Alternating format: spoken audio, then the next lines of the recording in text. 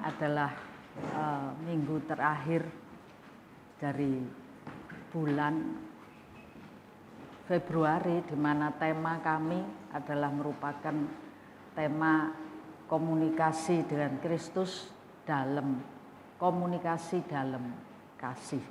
Yang lalu kita sudah sempat belajar bagaimana komunikasi dalam kasih itu, dan sekarang ini kalau Anda masih ingat, ada yang ingat, kalau enggak ingat didengar kembali YouTube-nya ya, supaya bisa berlanjut gitu ya. Nah, hari ini kita akan melihat lagi kelanjutannya, yaitu dalam 1 Korintus 13 ayat 4 sampai ayat 7. 13 ayat 4 sampai dengan 7. Kasih itu sabar, kasih itu murah hati, ia tidak cemburu, ia tidak memegahkan diri dan tidak sombong, ia tidak melakukan yang tidak sopan dan tidak mencari keuntungan diri sendiri, ia tidak pemarah dan tidak menyimpan kesalahan orang lain, ia tidak bersukacita karena ketidakadilan, tetapi ia bersukacita karena kebenaran. Ia menutupi segala sesuatu, percaya segala sesuatu, mengharapkan segala sesuatu, sabar menanggung segala sesuatu. Ya, dengernya bagus sekali saudaraku ya. Anda mengasihi orang-orang di dekat Anda. Amin. Anda mengasihi khususnya suami atau istri, pasangan Anda. Anda mengasihi orang tua, Anda mengasihi anak, Anda mengasihi saudara atau teman-teman Anda. Itu sebuah pertanyaan. Nah, tentu saja saya yakin Anda akan jawab, loh aku ini mengasihi. Kalau enggak lah tak bacok gitu saudaraku ya, misalnya. Wong itu gregetno loh. Gitu. Nah, tapi kriteria kasih di sini banyak saudaraku ya. Sabar, murah hati, enggak cemburuan. Cemburu di sini iri ya. Enggak megahkan diri, enggak sombong. Lalu enggak ada yang enggak sopan. Berarti ada unggah-ungguhnya, ada aturannya, ada sopan santunnya. Tidak egois juga tidak pemarah, tidak dendam, tidak nyimpen kesalahan orang, ya, dan seterusnya. Tapi ayat 6 di situ kalau dituliskan tidak bersukacita karena apa? Tetapi ia bersukacita karena kebenaran. Jadi yang atas ada semua, murah hati dan macam-macam tadi, tapi ada dasarnya juga, ada dasar kebenaran. Amin. Kalau enggak benar dibiarkan, itu enggak kasih namanya, itu menjerumuskan. Jadi kalau kasih, kalau ada yang enggak benar, ya dibenerin gitu saudaraku ya, dibenerin. Lalu percaya dan sabar menanggung segala sesuatu. Nah, untuk itu hari ini kan kita bahas tentang kasih Kristus dengan kita, hubungan kita dengan Tuhan. Nah, jemaat dengan Sang Penciptanya. Anda kalau tahu di Yesaya 49 ayat 15 dan 16. Yesaya 49 ayat 15 dan 16. Dapatkah seorang perempuan melupakan bayinya sehingga ia tidak menyayangi anak dari kandungannya? Sekalipun dia melupakannya, aku tidak akan melupakan engkau. Lihat, aku telah melukiskan engkau di telapak tanganku. Tembok-tembokmu tetap di ruang mataku. Lah, Tuhan Yesus dalam kitab Yesaya, Allah itu menggambarkan tentang hubungan kasih antara Allah, antara Sang Pencipta, antara Tuhan dengan kita sebagai umatnya. Ya opo sih gitu ya, cintanya Tuhan kepada kita itu. Anda merasa dicinta oleh Tuhan? Amin. Anda merasa dicinta oleh Tuhan? Kapan Anda merasa kalau Anda dicinta Tuhan? Apa wong aku soro dimbarno? Apa wong aku sakit dibiarkan? Di mana sih Tuhan ini, di mana? Gitu saudaraku ya. Ada kalanya kita merasa seperti itu.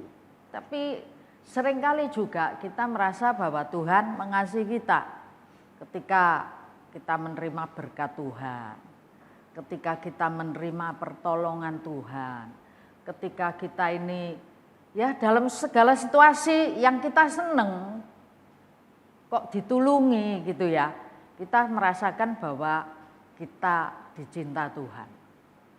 Tapi pernah juga enggak Anda merasa nanti si Tuhan iki? Pernah enggak? Jujur aja. Pernah enggak merasa di mana Tuhan? Sakitku kok lama-lama gini dibiarkan. Soroku kok lama-lama. Aku tahu Tuhan mampu nolong aku. Tapi kenapa kok belum juga ditolong-tolong? Di mana Tuhan itu? Ini saudara, jawabannya Yesaya 49, 15 dan 16 ini. Kalau seorang perempuan dapat melupakan bayinya sehingga tidak menyayangi anak dari kandungannya, bukan cuma anak tapi bayi. Beda toh kalau anak sudah umur berapa tahun sama bayi. Orang tua ini, ibu khususnya, gimana sikapnya?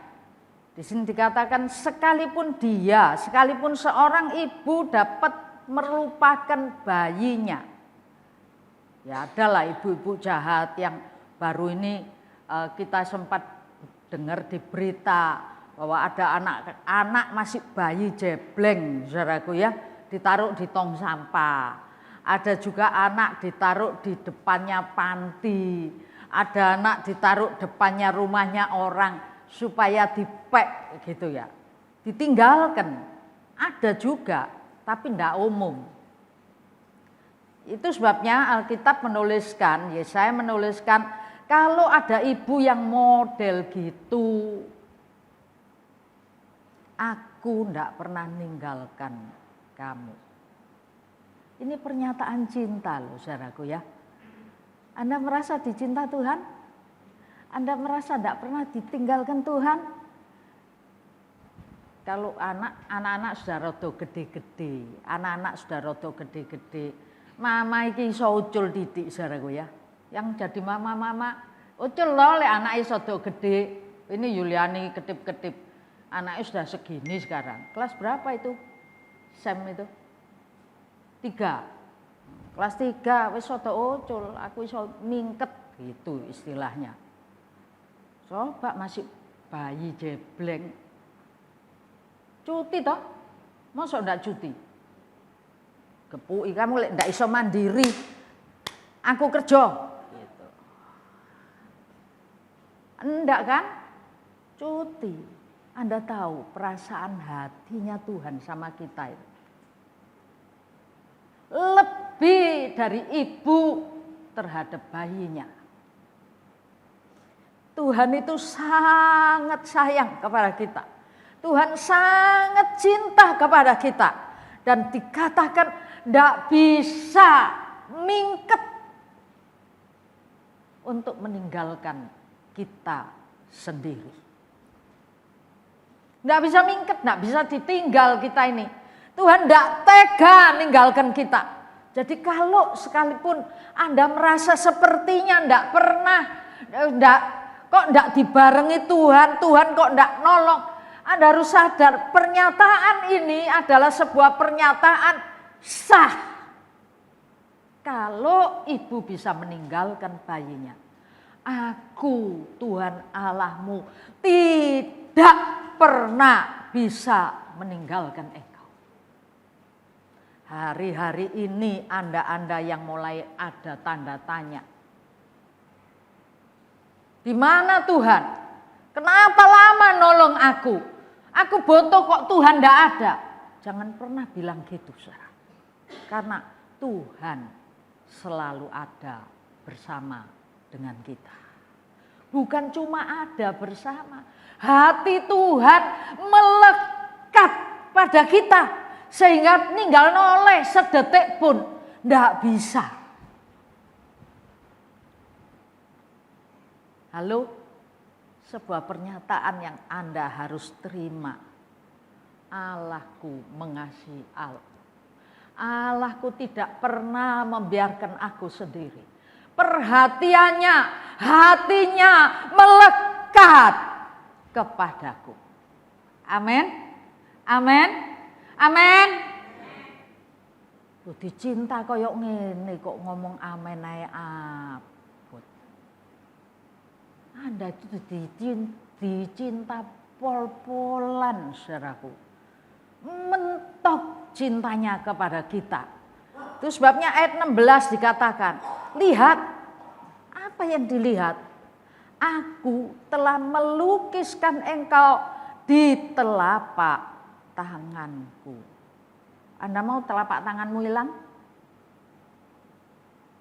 Mau? Dompet bisa hilang, saudaraku. Oh, fotomu loh yang tak taruh dompetku terus yang ngono.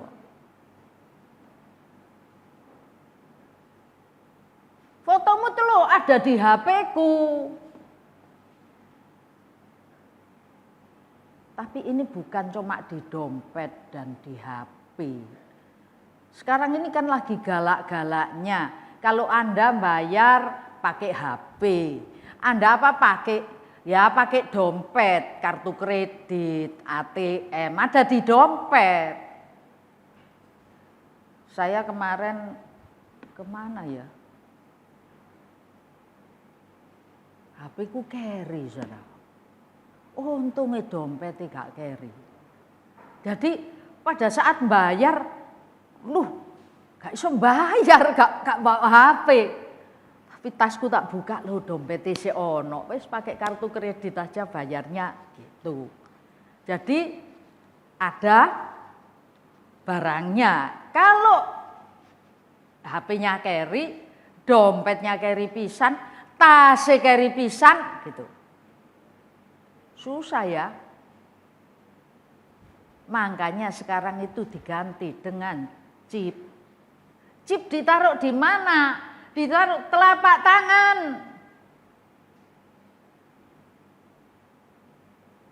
Ada juga chip yang ditaruh di sini, saudaraku nanti. Nanti bakal sampai di sini. Ini pusatnya hidup. Telapak tangan ini mewakili segalanya. Saya yakin Anda semua tidak ada yang mau kehilangan anggota tubuh. Makanya chip itu ditanam di telapak tangan. Sehingga Anda mau bayar, mau apa saja, itu di telapak tangan. Lah Tuhan itu ngomong di sini. Lihat, apa yang perlu dilihat? Aku melukiskan engkau di telapak tanganku. Ono terus kelihatan, terus ada, terus bareng, terus bersama-sama. Makanya ojo berbuat sembarangan. Nyanyiannya anak sekolah minggu bilang apa? Mata Tuhan melihat apa yang kau perbuat. Baik yang baik maupun yang kurang baik, sedikit tidak baik, sampai yang tidak baik. Mata Tuhan selalu melihat. Itu ajaran kepada anak-anak sekolah minggu. Tapi sebetulnya bukan cuma mata Tuhan melihat. Tuhan itu ada di dalam kita. Dan di tangan, di telapak tangannya. Itu ada gambar diri kita. Bukan cuma menuliskan, ada terjemahan lain. Menuliskan namamu di telapak tanganku. tapi ini melukiskan engkau di telapak tanganku. Artinya gambar dirimu utuh. Amin. Utuh. Lukisan itu yang baik yang kayak apa sih? Kira-kira lukisan yang baik itu yang kayak apa? Sering orang itu enggak ngerti, saudaraku ya. Lukisan, ini foto dilukiskan jadi tambah ayu. Seneng, dibayar larang pelukisnya. Wah, kulit mbok lukis tambah ayu, berarti kan bukan gambar diri. Saya berapa tahun sebelum Covid itu sempat ke Pasar Seni Sukowati, saudaraku. Di sana ada satu gambar, ada satu lukisan orang tua. Aku noleh gini, waduh lukisan ini cek, wah piye ya. Apa yang buat baik orang tua? Kenapa saya kan enggak kenal itu fotonya siapa. Kenapa saya bisa bilang orang tua? Karena di lukisan itu, saudaraku ya, waduh kerut-kerut, semua kerut wajahnya, tarian-tarian garis kerutnya, itu kelihatan semua, saudaraku. Dan tak lihat nah ono sing menceng, kalau kerutnya gini terus ditarik gini gitu, wah itu menceng, wis gak dadi rupa, saudaraku ya. Jadi itu bagus, tak nyang sampai balik ping 4 petang dino ndek kono, gak dikekno, saudara. Coba enggak sudah ada di rumah saya. Tapi mungkin kalau di rumah saya ya takut. Golek dadi urip ya apa? Moro kriot gitu, kriot lagi. Wah, ya apa? Ya, saya cerita ini cuma ingin ngasih tahu Anda. Dilukiskanlah Anda di telapak tangannya Tuhan. Itu gambar diri Anda secara utuh. Ngutilan misalnya gitu. Gak ono sing ilang, saudaraku, ketok iki ngutilan iki gitu. Misalnya guyuan, ngamuan, apa aja gambar diri itu utuh di telapak tangannya Tuhan. Semua karaktermu, bahkan sampai karakter detailmu tampak selalu di hadapan pemandangan mata Tuhan. Tidak jauh karena ada di telapak tangan. Jadi kalau ada di telapak tangan paling banyak sejengkal jauhnya. Itu kelihatan. Jadi sekarang saya tanya, gambar dirimu baikkah? Itu sebabnya ayat Alkitab. Ya, di hadapan Tuhan, apa yang bisa kita sembunyikan? Tuhan cinta Anda? Tuhan cinta Anda? Amin. Jadi tahu kalau Tuhan cinta Anda, tidak ada satupun detail daripada karaktermu yang tersembunyi dari hadapan Tuhan. Tuhan kenal dirimu. Biasanya pengamat itu kalau memang pengamat lebih jeli daripada yang punya diri. Tuhan itu ngelihat kita, ngamati kita. Kita selalu di telapak tangannya, selalu ada di pemandangannya, selalu ada pada fokusnya. Jadi siapapun Anda, siapapun saya, terbuka di hadapan pemandangan Allah. Itu sebabnya Daud kalau nyanyiannya lagunya Daud, selidiki aku, lihat hatiku. Nggak usah diselidiki, sudah terus terselidiki, saudaraku ya. Terus teramati dengan detail. Itu sebabnya betapa hati-hatinya kita harus hidup. Jadi satu, kita sadar kita dicinta Tuhan. Ya toh semua di sini sadar toh kalau dicinta Tuhan. Kalau kita sadar dicinta Tuhan, kita harus tahu gambar dirimu selalu terpasang. Oh situ, males lu. Banyak orang yang kerja, kalau bosnya ada, kerjanya rajin. Kalau bosnya enggak ada, turu. Kalau ada dilihat. Kalau enggak ada tinggal tidur gitu saudaraku ya. Nah, sama Tuhan bisa gitu enggak? Iya maha hadir. Dia omnipresent. Dia selalu hadir. Dia selalu ada. Dimanapun kita berada, di situ Tuhan ada. Amin. Amin. Dimanapun Anda, dimanapun saya, di situ ada Tuhan. Dan kalimat lanjutnya dikatakan tembok-tembokmu tetap ada di ruang mataku. Ini kalau Anda cari terjemahan detail, terjemahan lainnya. Di situ digambarkan ini bisa Anda nanti baca lanjutannya dari Yesaya 49 ini. Saudaraku, apa yang dituliskan? Di situ tuliskan kalau gambarannya tembok-tembok kayak gerbang, kayak ada gerbangnya.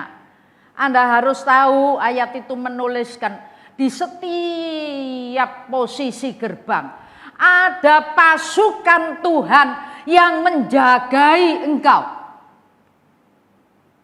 Makanya dituliskan tembok-tembokmu tetap ada di ruang mataku. Ayat yang lain dari Mazmur katakan rohmu, roh kita, roh manusia adalah pelita Tuhan. Artinya roh kita itu chipnya Tuhan. Tahu? Obah apa ae muni di sana saudaraku. Tahu Anda mau obah yang kayak apa? Baik, muni baik gitu. Terus enggak baik, nyolong misalnya. Males, jahat. Bunyi kayak chip yang bunyi di sana. Ojo main-main. Anda kan dicinta Tuhan toh. Enak loh dicinta Tuhan itu ya. Jadi Anda harus tahu di setiap sudut ruang sekalipun. Bahkan di titik-titik dari tembok gerbang yang kau tutup rapat-rapat. Di situ ada malaikat sebagai pasukannya Tuhan yang menjagai hidupmu dan hidupku. Amin. Hari apa ya? Kamis saya ke doa malam di sini. Hujan terus. Meh gak lungo aku. Di sini roh saya ini kecelakaan. Hati-hati kecelakaan. Hati-hati. Waduh, kok gak enak gini ya? Betul saudaraku. Hati-hati kecelakaan. Sembayang dalam nama Tuhan Yesus. Roh kecelakaan minggir kamu. Aku dilindungi, dijagai Tuhan. Kamis. Jumatnya, saudara, itu Kamis malam. Jumatnya Anda tahu, saya cukup hati-hati karena malamnya suara itu kok muni gitu ya. Ya walaupun memang sudah didoain, ditengking. Perlu loh saudara. Kalau Tuhan bisik apa, ya kita pegang lalu kita pakai kuasa Tuhan untuk menolak segala bala. Amin. Tenan. Saking sembayang, saking dilindungi Tuhan. Jumat itu saya ini buru-buru, memang rodo buru-buru karena lihat jam, waduh kok gak nutut gitu ya. Di depannya CW, nggak tahu kenaknya di CW atau kenaknya di, saya kalau lewat biasanya lewat jalan keluarnya CW itu atau di mananya, persis sampai di bunderan mau ke arah puter balik. Duar gitu saudaraku ya. Saya pikir ini nobro apa, gak apa-apa, gak ada apa-apa saudara. Nobro apa, gak ngerti. Cekluk. Arep mudun, kok ya wedi aku. Nanti kalau ada orang jahat kan kita ndak bijak kalau turun. Kita toleh-toleh kalau neng orang. Wis berhenti sebentar saya. Tak inceng. Ndak tahu kenapa, bannya meledos. Bukan jalan buanter di tol loh saudara, bukan. Jalanan biasa dalam kota. Lho ban iku lho iso meledos. Iki ban iki diapakno sih? Saya bingung ya. Persis di depan gedung Juang tak kunci. Saya masuk, setelah tahu saya masuk, saya kunci. Saya di dalam. Tapi gak wani mlaku. Ya ini lek talakokno dadi apa gitu. Akhirnya saya cari-cari ini tukang ganti ban ini di mana ya? Ya, singkat cerita selesai masalahnya. Anda tahu kalau saya juga tembok saya itu selalu dijagai Tuhan. Orang kalau tidak berbuat jahat, dia akan bersukacita mendengar ayat ini bahwa aku ternyata dikawal lebih daripada Presiden Prabowo. Wow. Yang ngawal Presiden Prabowo pasukan manusia. Yang ngawal kita pasukan Allah. Amin. Tapi nek kon jahat, lu tiba-tiba didelok Tuhan ta. Lu ternyata ada Tuhan yang jagai. Ada mata-matanya Tuhan, intelijen surga ini gitu. Bukan BIN, Badan Intelijen Indonesia, bukan, intelijen surga. Wow, tiba-tiba intelijen surga mata-matai aku terus. Bener sih, Kamis malam, Jumat kira-kira jam 2. Iku denger aku apa yo gitu. Lah Mas mesti jeglek. Iki apa? Ternyata ndak ono gawe nih. Ban meledos. Ndak ngebut, ndak banter, ban meledos. Itu saking disembayangno saudaraku ya. Nah enggak, lebih dari itu. Kuasa doa itu luar biasa loh. Amin. Jangan ngabaikan peringatan Tuhan. Kalau Anda dapat peringatan Tuhan, cepat kerjakan. Nggak usah tunggu lama. Jadi saya ingin mengatakan kepada Anda, cintanya Tuhan kepada kita itu sangat membara. Dia tidak pernah lepaskan kita sendiri. Dia tidak pernah jauh dari kita. Dia selalu ada bersama dengan kita. Pasukannya selalu mengawal kita. Dan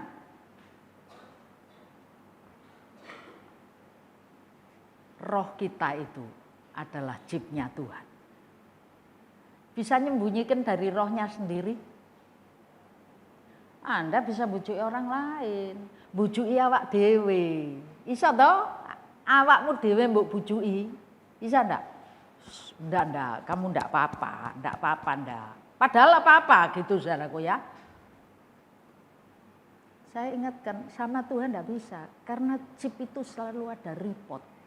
Sekarang ilmu pengetahuan ini mulai membuka tabir.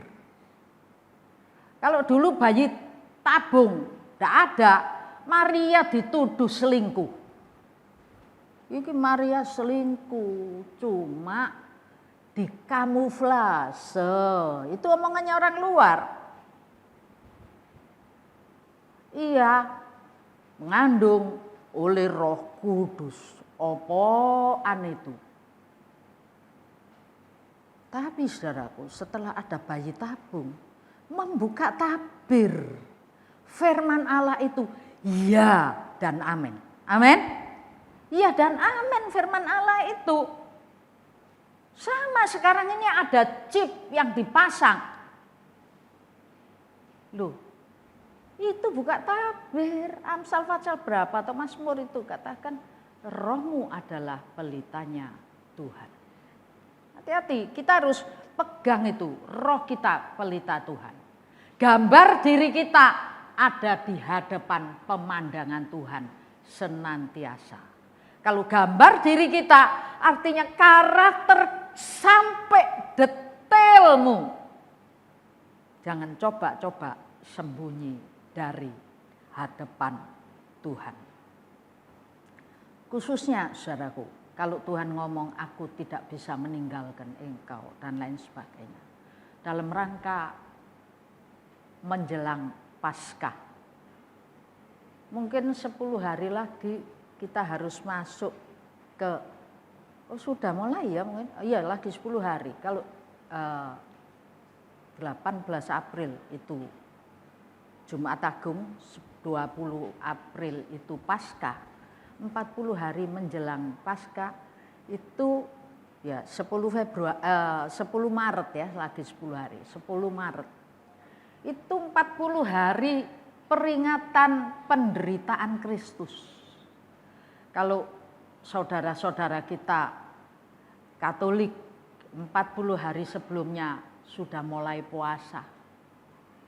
Sudah mulai ambil doa kusuk untuk memperingati ini loh saatnya hari-hari Tuhan kita menjalani penderitaannya.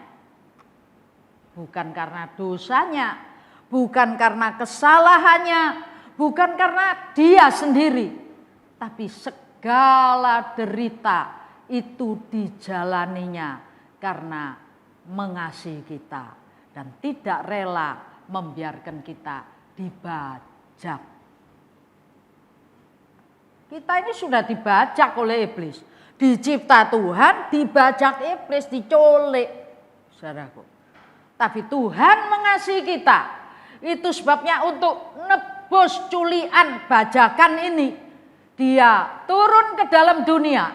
Dan dia memberikan dirinya mengalami penderitaan yang amat sangat. Ini loh bukti cinta. Amin. Cinta itu bukan cuma teori. Cinta itu sebuah perbuatan. Sebuah kenyataan. Sebuah fakta hidup, realita daripada kehidupan. Yesaya 43, enggak usah baca semua ya, nanti 1-2 ayat kita baca, ayat berapa itu ya. Yesaya 43 itu Anda baca di rumah. Tuhan ngomong kepada kita. Ethiopia tak kasih no ganti kamu. Mesir tak kasih no ganti kamu. Semua bangsa-bangsa di dunia ini, saudaraku, dikasihkan ganti Israel. Ganti bangsa pilihan Tuhan. Ganti orang pilihan Tuhan. Harganya seluruh dunia itu lebih berharga orang pilihan Tuhan. Kalau Anda lihat kejadian-kejadian sekarang, Israel lagi genting-gentingnya.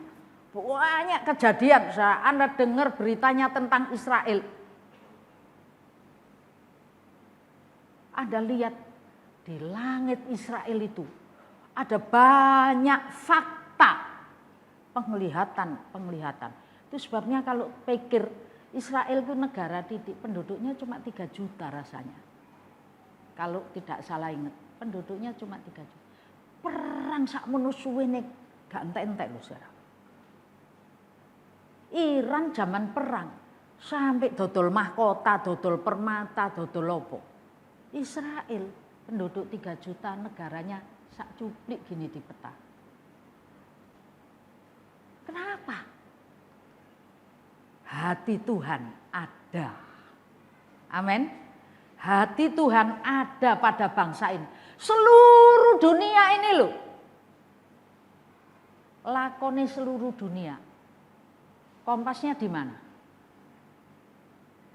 Lihat aja Israel. Kapan Tuhan datang, kapan kiamat, kapan. Lihat saja Israel. Tidak ada lebih. Jamnya dunia ini cuma di Israel. Kalau Israel sudah mulai kumpul balik, Alkitab nuliskan tandanya pohon ara sudah mulai datang. Amin. Sudah mulai bertunas. Sebentar lagi juru selamat akan datang. Amin. Ya, luar biasa saudaraku ya. Nah, saya cuma mau ayat 4-nya mungkin ya Bu. Yesaya 43. Ayat yang keempat. Oleh karena engkau berharga di mataku dan mulia, dan aku ini mengasihi engkau, maka aku memberikan manusia sebagai gantimu dan bangsa-bangsa sebagai ganti nyawamu. Ya, ayo dibaca bareng. Pelan-pelan ya, nikmati bacaan ini. Ayo, 3, 2, 1. Oleh karena engkau berharga di mataku dan mulia, dan aku ini mengasihi engkau, maka aku memberikan manusia sebagai gantimu dan bangsa-bangsa sebagai ganti nyawamu. Ngerti saudara? Ngerti kalimat ini? Bisa ngerasakno kalimat ini? Orang mau ngomong cinta itu loh angel saudaraku. Tuhan ini terang-terangan. Tuhan ngomong, engkau ini berharga. Itu sebabnya jangan buat dirimu tidak berharga. Sembarang dimplok, yang bukan makanan dimakan, saking danjeknya. Sembarang dilakukan, yang tidak manusiawi dilakukan. Halo, tak corong, engkau berharga. Amin. Ayo kita ngomong, aku berharga. 3 kali ya. 3, 2, 1. Aku berharga. Aku berharga. Aku berharga. Jangan buat yang tidak berharga ya. Jangan lakukan yang tidak bernilai ya. Kita kalau ngomong orang, oh segitu menghargai dirinya, gitu. Itu seringkali kita ngomong gitu. Tapi ini Alkitab ini ngomong, kita ini di hadapan pemandangan Tuhan sangat-sangat berharga. Amin. Bukan cuma berharga, ditambah apa belakangnya? Mulia. Mulia.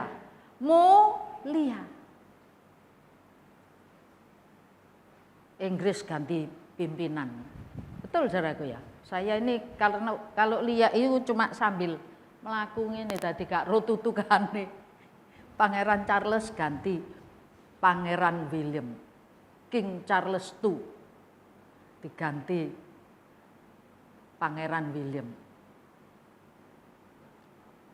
Istrinya otomatis kegeser kedudukannya.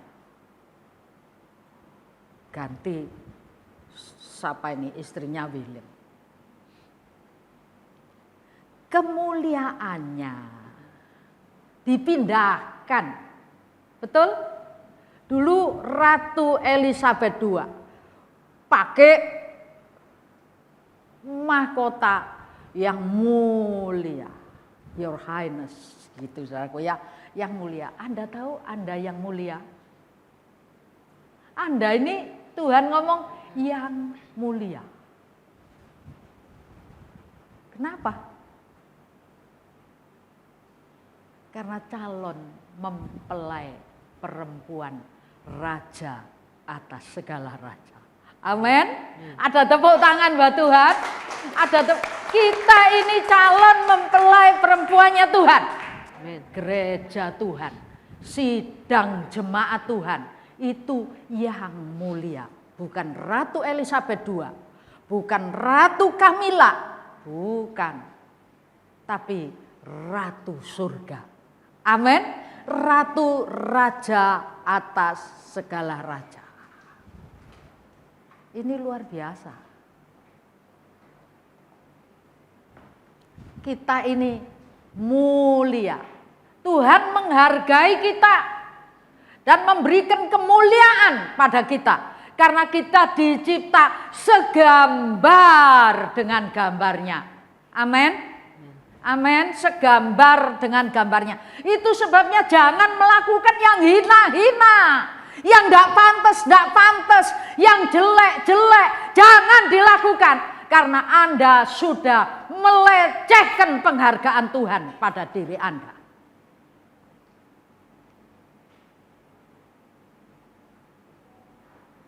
Dan saudaraku, tadi saya tekankan, kebaikan, kebenaran, mencintai kebenaran. Salah satu kriteria kasih di ayat yang keberapa itu? Kebenaran. Jadi kalau Anda melakukan yang kurang mulia, yang kurang berharga, Tuhan akan melakukan perbaikan pada diri Anda dan diri saya. Kalau kita ini ada di telapak tangannya Tuhan, gambar diri kita ada di telapak tangannya Tuhan, maka detail-detail yang jelek, kalau ada kotoran, kalau mandinya kurang resik, kalau celemotan, pasti dibersihkan sama Tuhan. Amin. Rela? Ojo Tuhan cemot iki api identitasku. Amsal 3 ayat 11-12 tidak usah dibaca. Katakan, jangan engkau menolak didikan Tuhan. Jangan engkau bosan akan peringatannya. Karena Tuhan memberi ajaran kepada yang dikasihinya. Dan seperti seorang ayah kepada anak yang disayanginya. Jangan tolak pembersihan, jangan tolak pembentukan, jangan tolak kalau Tuhan melakukan sesuatu untuk perbaikan gambar diri kita.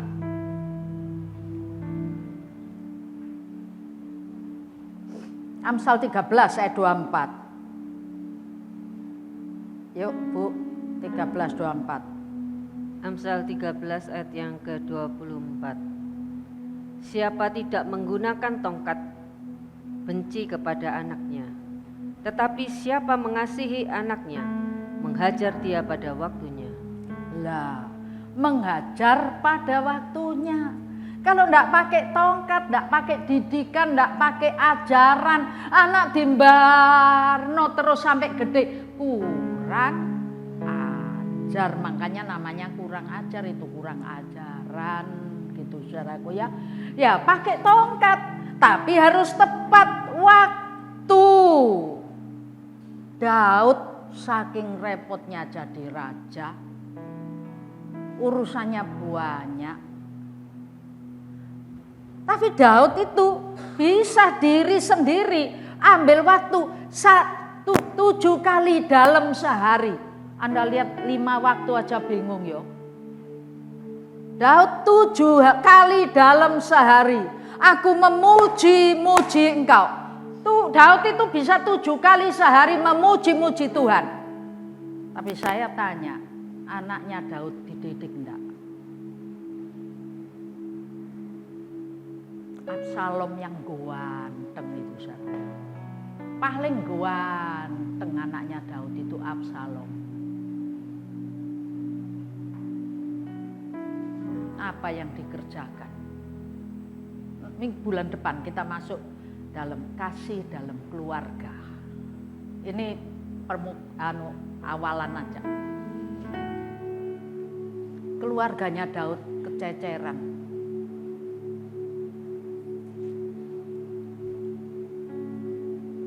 Salomo yang Tuhan sendiri datang kasih nama kepada dia. Siapa namanya Salomo? Halo? Ada yang tahu? Nama yang Tuhan berikan kepada Salomo. Jedijah. Artinya yang dikasihi oleh Tuhan. Daud itu enggak main-main, dididik loh sama Tuhan. Saya enggak cerita Daud ke anak, nanti urusan bulan depan.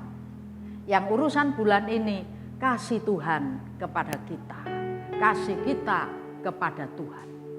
Daud itu kalau Anda baca di Alkitab tidak ada, hatinya melekat kepadaku. Itu sebabnya aku membuat dia berhasil dalam apa saja yang dilakukannya. Cuma pada Daud. Tuhan cinta sama Daud. Daud cinta sama Tuhan.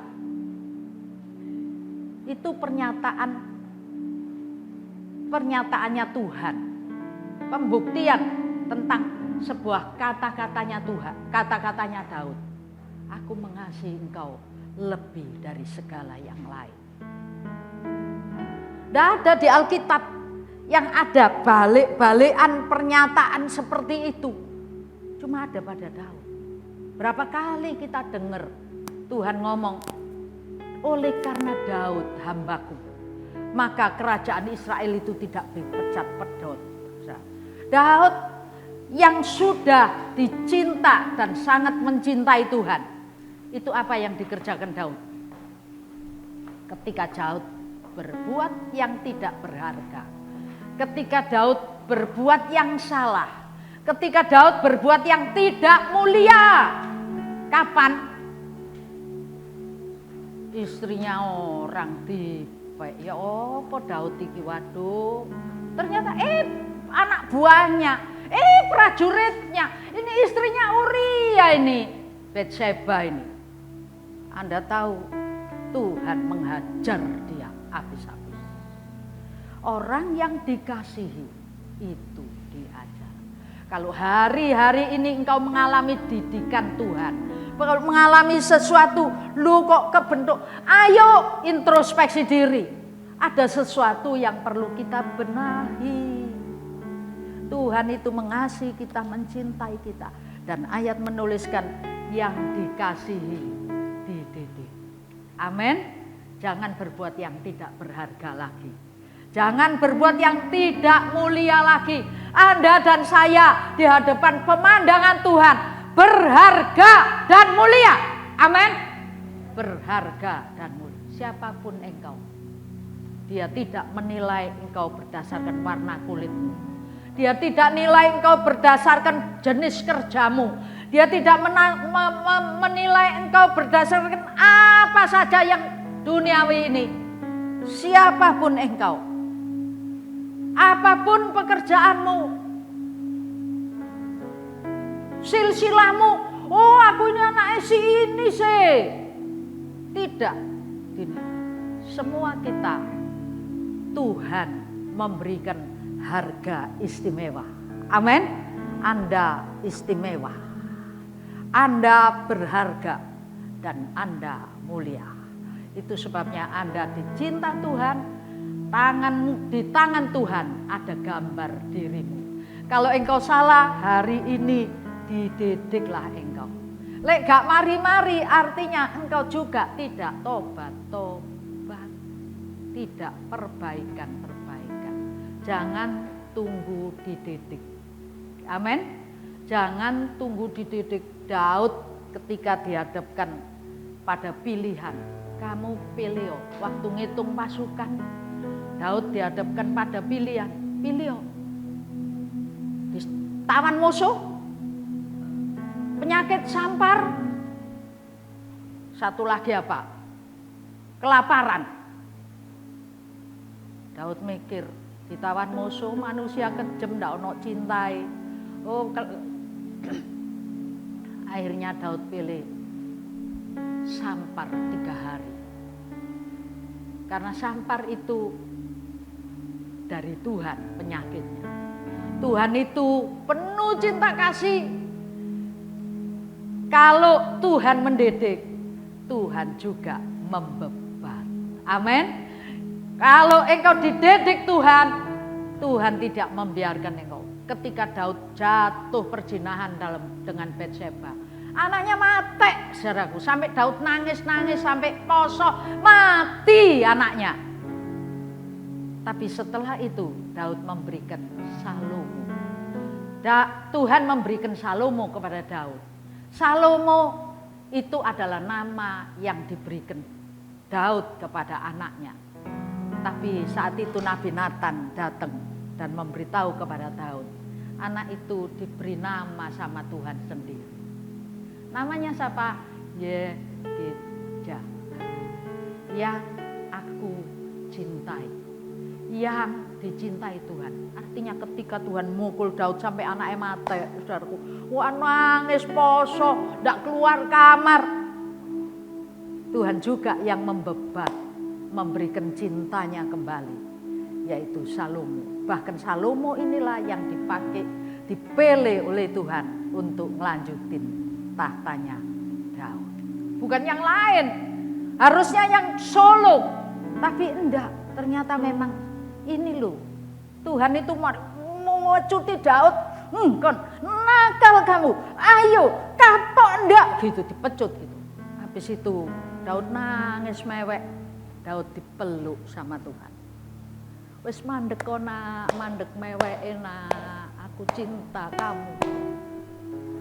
Amin. Ketika sampar turun, Israel mati banyak rakyat. Daud nangis kepada Tuhan. Waras toh, yang tidak mulianya, yang tidak berharganya dibuang, tidak mulianya dibuang. Ampun Tuhan. Bukan mereka yang harus mati. Harusnya aku yang berbuat salah itu aku, tapi rakyatku kena tulah. Ambil aja aku Tuhan. Ketika Daud menangis seperti itu, Tuhan peluk Daud juga.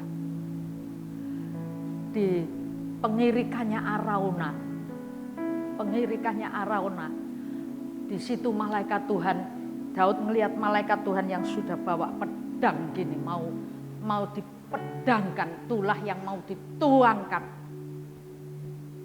Di stop sama Tuhan. Itu sebabnya di pengirikan Arauna itu Daud dirikan mezbah. Daud mengucap syukur. Daud tahu Tuhan kalau didik, Tuhan juga yang membebat. Dipeluknya Tuhan, dipeluklah Daud di pengirikan Arauna itu. Dan Tuhan bilang, berhenti itulah. Aku tidak tega. Ada ayat yang nulis, Tuhan itu kalau didik, Tuhan juga nyesel. Hatinya juga sakit karena Tuhan mencintai. Demikian juga Anda hari ini. Kasih Tuhan kepada kita itu luar biasa. Engkau dan aku berharga dan mulia di pemandangan Tuhan. Amin. Amin. Jangan buat yang tidak berharga. Jangan buat yang hina-hina. Jangan lakukan perkara-perkara yang jelek-jelek. Karena engkau dicipta segambar dengan gambarnya. Kalau Kamila ngelihat ada satu mahkotanya Elizabeth II yang dikasihkan salah satu saudaranya, Kamila bilang, itu harus jadi milikku.